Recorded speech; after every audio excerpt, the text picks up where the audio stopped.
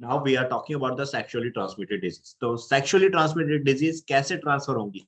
Obviously unsafe sex के through, unsafe reproduction के through ये डिजीज आपके एक पार्टनर से दूसरे पार्टनर के अंदर ट्रांसमिट होती थी।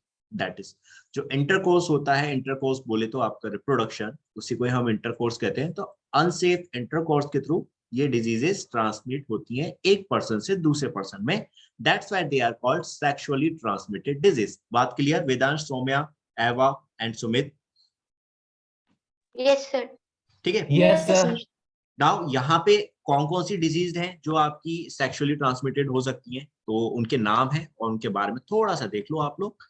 जैसे कि एड्स, ये तो आप सभी पहले से पढ़ते आ रहे हो, आप सभी पहले से जानते हो एड्स है, that is acquired immuno deficiency syndrome. Right बच्चों, ये चीज आप पहले से जानते हैं, ठीक है? डिजीज कौन कॉज करता है एड्स? आपका HIV, that's a virus, human immuno deficiency virus. इसमें क्या हुआ कि ये बीमारी जरूरी नहीं हमेशा सेक्सुअल कांटेक्ट के थ्रू ही ट्रांसमिट हो। ये डिजीज आपको ब्लड ट्रांसफ्यूजन के थ्रू भी हो सकती है, मदर से उसके चाइल्ड को ब्रेस्ट फीडिंग के थ्रू भी हो सकती है, या उसके वॉर्म को, जो बेबी एम्ब्रियो के अंदर है, जो एम्ब्रियो है जो बेबी में डेवलप हो रहा है, उसको भी मदर से ये डिजीज ट्रांसमिट हो सकती है, ठीक है? या ड्रग्स एडिक्ट जो होते हैं, जो ड्रग्स लेते हैं इंट्रावेनसली, इंट्रावेनसली का मतलब वेन्स के अंदर डायरेक्टली इंजेक्शन का यूज करते हैं, तो उसके थ्रू भी ये डिजीज ट्रांसमिट होती है। बट यहाँ हम लोग सेक्सुअली ट्रांसमिटेड डिजीज की बात कर रहे हैं, इसलिए यहाँ पे हम लोग इसका ट्रांसमिशन केवल सेक्सुअल मोड से देख रहे हैं। बात क्लियर सुमित, सौम्या, वेदांश, एवा? Yes sir. Yes sir. ठीक है, तो ये आपके Yes, sir. AIDS that is acquired immunodeficiency syndrome, ये इसका फुल नेम। ओके, डिजीज कौन कॉज करता है? आपका HIV virus, human immunodeficiency virus, which affect the immune system of patient. याद करने की जरूरत ही नहीं है, आपको सिर्फ इसकी फुल फॉर्म याद रखनी है। एड्स की, एड्स की फुल फॉर्म क्या आ रही है? Acquired immunodeficiency syndrome. बेटा सिंड्रोम्स का मतलब क्या होता है, कोई बताएगा मुझे? सुमित, सौम्या, वेदांश, एवा, कोई आइडिया बच्चों? What is the meaning of syndrome?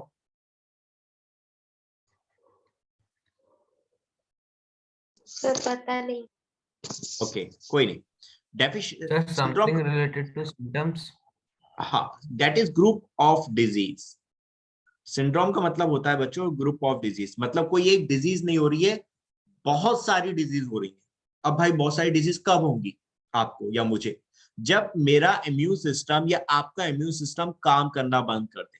तो इम्यून आपका जो था, आपकी इम्यूनिटी जो है, आपका इम्यून सिस्टम जो है वो पूरी तरह से डैमेज हो चुका, एंड देन उसके बाद आपका जब इम्यून सिस्टम ही नहीं रहा जो आपको बीमारियों से बचा रहा है, जब वो ही नहीं रहा, आपकी डिफेंस लाइन ही नहीं रही, तब आपको बहुत सारी डिजीज हो जाती हैं। उस ग्रुप ऑफ डिजीज को आप क्या कहते हो? सिंड्रोम कहते हो। तो एड्स में क्या हो रहा है? आपका इम्यून सिस्टम डैमेज हो गया, HIV ने आपके इम्यून सिस्टम को डैमेज कर दिया, एंड देन जब आपका इम्यून सिस्टम डैमेज हो गया तो आपको काफी सारी डिजीज हो गई जो ठीक नहीं होती है, क्योंकि अब आपका इम्यून सिस्टम ही नहीं रहा। तो आप किसी भी तरह का ट्रीटमेंट ले लो, आप रिकवर नहीं कर पाते हैं। Is it clear now Sumit, Saumya, Vedansh, एवा? Yes sir. Yes, sir. Yes sir. कोई डाउट बच्चों, कोई क्वेश्चन यहाँ पे? No sir. ओके, तो एड्स में बस आपको इतना ही ध्यान रखना है कि पॉजिटिव एजेंट क्या है? वायरस है HIV, ह्यूमन इम्यूनोडेफिशिएंसी वायरस। नाम से समझ में आ रहा है, ह्यूमन इम्यूनोडेफिशिएंसी वायरस, यानी आपके इम्यून सिस्टम को पूरी तरह से डैमेज कर रहा है। इसी के बेस पे आप इसका नाम पड़ गया HIV। एंड डिजीज, ये एड्स जो होती है ना बेटा, एड्स याद रखना, यहाँ पे लिखवाई नहीं है बट ये चीज जनरल टॉक्स है। एड्स कोई बीमारी नहीं, it is not a disease. Okay, it's a stage. ये एक स्टेज है, एक कंडीशन है जिसमें कि पर्सन का इम्यून सिस्टम पूरी तरह से वीक हो गया एंड उसको दूसरी डिजीज हो जाती है।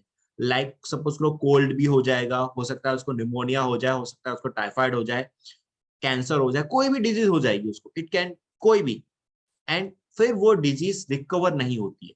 दैट इज, अब अगर सपोज करो मेरी बॉडी के अंदर अगर अभी HIV आ जाए वायरस, तो इसका एक टाइम पीरियड होता है जिससे हम कहते हैं प्रोलिफरेशन टाइम। कोई भी माइक्रो ऑर्गेनिज्म जब आपकी बॉडी के अंदर आता है, 9th क्लास में why do we fall ill chapter है, उसमें ये चीज बताई गई है कि जब कोई भी वायरस, कोई भी बैक्टीरिया या कोई भी पैथोजन आपकी बॉडी के अंदर जाता है तो जाते ही बीमार नहीं करता, एक टाइम तक वो आपकी बॉडी के अंदर सस्टेन करेगा, रहेगा।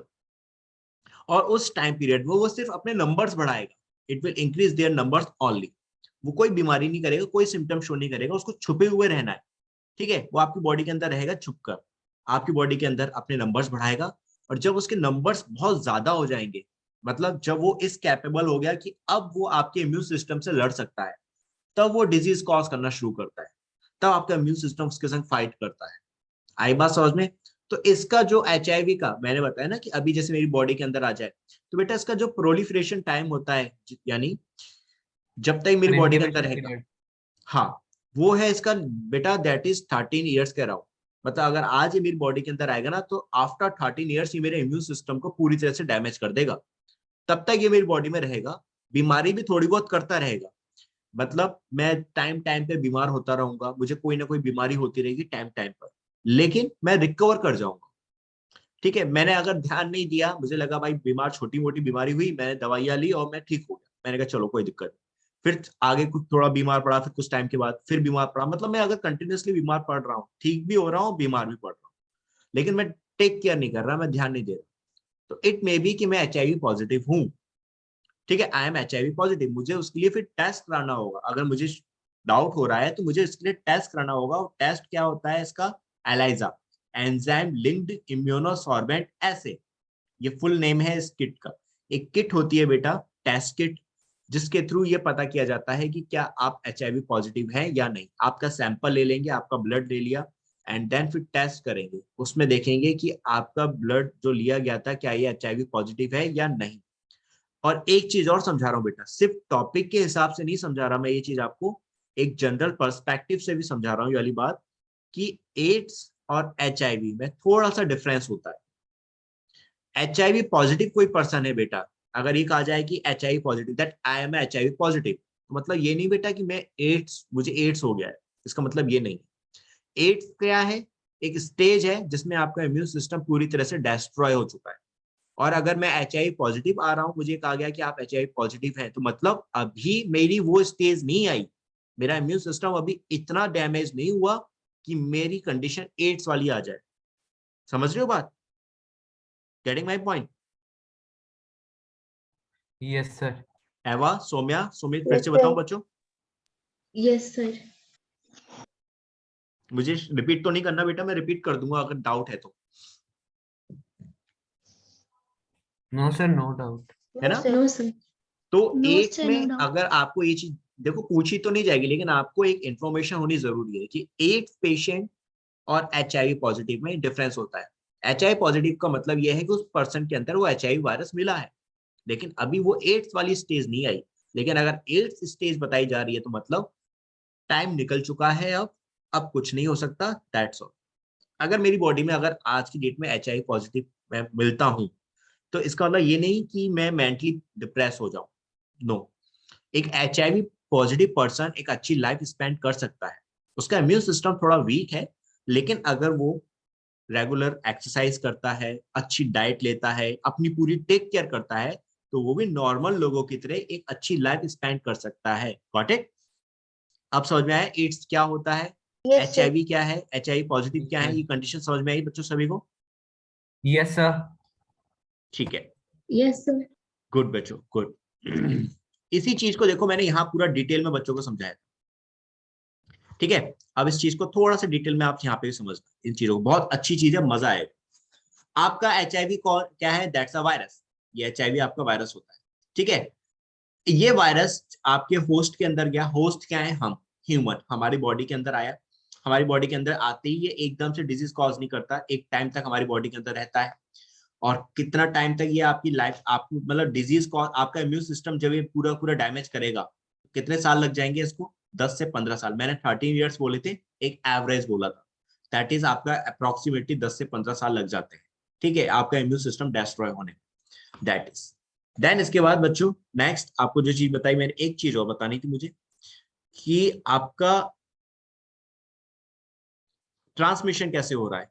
तो ट्रांसमिशन मैंने अभी बताया आपको, मदर के थ्रू होता है, जैसे प्रेग्नेंट मदर है पॉजिटिव, तो उसके बेबी को हो सकता है, अगर वो फीडिंग करा रही है तो हो सकता है, ठीक है। या फिर इसके अलावा आप सपोज करो कि ब्लड ट्रांसफ्यूजन कर रहे हो, तो हो सकता है।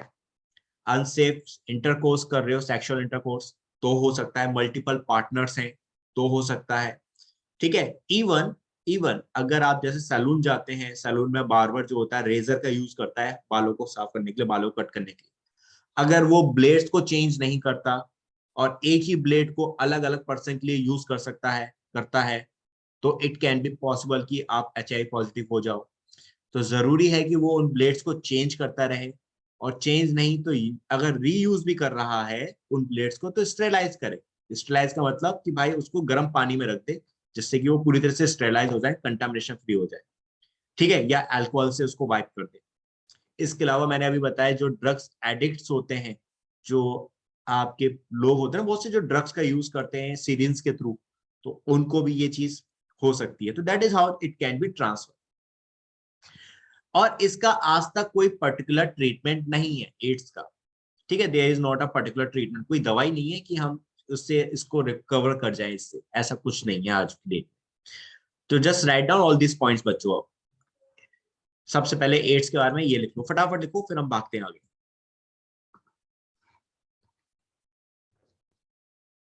चलो स्टार्ट करते हैं। आप सिफिलिस, ये दूसरी आपकी डिजीज है। पहला एड्स आपने देख लिया, दूसरी आपकी जो सेक्सुअली ट्रांसमिटेड होती है दैट इज सिफिलिस। सिफिलिस जो होती है बैक्टीरिया के थ्रू होती थी, that is treponema pallidum, that's the name of bacteria, treponema pallidum, इसके थ्रू ये डिजीज होती थी। इसमें क्या होते हैं, आपके स्पॉट्स बन जाते हैं और आपके वाउंड हो जाते हैं, लेसन और सोर्ट्स। लेसन को ही आप कहते हैं स्पॉट्स, और वाउंड्स जो है that is sorts.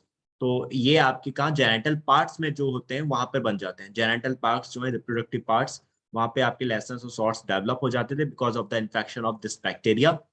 And obviously bacterial disease है, तो इसको ठीक करने के लिए हम लोग क्या यूज करेंगे, antibiotic. As you know bacterial infection के लिए आप हमेशा एंटीबायोटिक यूज करते हो, तो यहाँ पे भी आपको बैक्टीरियल इन्फेक्शन हो रहा है तो आपने क्या यूज कर ली, एंटीबायोटिक यूज कर ली। डन बच्चों, क्लियर? Yes sir. अब बैक्टीरिया एंटीबायोटिक्स करती क्या है, एंटीबायोटिक्स जो होती है ना बैक्टीरिया की सेल वॉल को डाइजेस्ट कर देती है बेटा। एक बार बैक्टीरिया की सेल वॉल खत्म हो गई, अगर एक बार आपने बैक्टीरिया की सेल वॉल को पूरी तरह से डैमेज कर दिया तो बैक्टीरिया फिर सर्वाइव नहीं कर पाता। इसलिए एंटीबायोटिक क्या करती है, बैक्टीरिया की सेल वॉल को खत्म करती है। Is it clear now? Yes sir. Vedansh, okay, Saumya, Eva, आप दोनों क्लियर? Yes, sir. ठीक है। देन इसके बाद आपका आ जाते हैं गोनोरिया। ये भी आपकी बैक्टीरियल डिजीज है बच्चे, ये भी आपका बैक्टीरिया से होती है, सेक्सुअली ट्रांसमिटेड डिजीज है, बैक्टीरियल इन्फेक्शन है। कौन सा bacteria, Neisseria gonorrhoea, that's a name of bacteria, जो इसी के नाम पर ही, इसकी स्पीसीज के नाम पर डिजीज का नाम पड़ा गोनोरिया, ठीक है। ये इन्फेक्शन कहाँ कॉज करता है, यूरिनोजेनिटल ट्रैक्ट में, यानी ये भी आपके रिप्रोडक्टिव ट्रैक्ट में ही इन्फेक्शन कॉज कर रहा है, इसलिए तो सेक्सुअली ट्रांसमिटेड डिजीज हुई। इसको भी ठीक कैसे करेंगे, बैक्टीरियल इन्फेक्शन है तो एंटीबायोटिक का यूज करेंगे। इसमें होता क्या है, सेम वही आपका कि वॉट इसके, अच्छा गोनोरिया में भी सेम वही होते हैं सिम्टम्स आपकी, यानी जो इन्फेक्शन होता है वो आपके यूरिनोजेनिटल ट्रैक्ट में हो जाता है, वहां पर सेम वाउंड्स और लैशंस हो जाते हैं। इसके अलावा एक अलग से डिजीज बताइए, वॉट डिजीज, ये अलग से है बेटा। इसमें क्या हुआ, ये भी आपके वायरस के थ्रू होती है, ह्यूमन पैपिलोमा वायरस, ये अलग से बेटा बुक में नहीं दे रखी होगी। इसमें क्या होता है, स्किन जो होती थी बहुत ज्यादा टफ हो जाती है और उसमें ग्रोथ होने लग जाती थी, आउट ग्रोथ का मतलब बाहर ट्यूमर जैसी स्ट्रक्चर्स बन जाती हैं। सो वॉट डिजीज के अंदर एक ट्यूमर जैसी स्ट्रक्चर देखने को मिलती है और ये काफी टफ होते हैं। कॉज कौन करता है, वायरस करता है, that is human papilloma virus. अगर आप चाहो तो आप इसे स्किप कर सकते हो बिकॉज ये आपकी उसमें है नहीं। बाकी सिफिलिस और गोनेरिया को आप लोग लिख लो। ओके बच्चों, yes sir. just write down syphilis and then gonorrhea.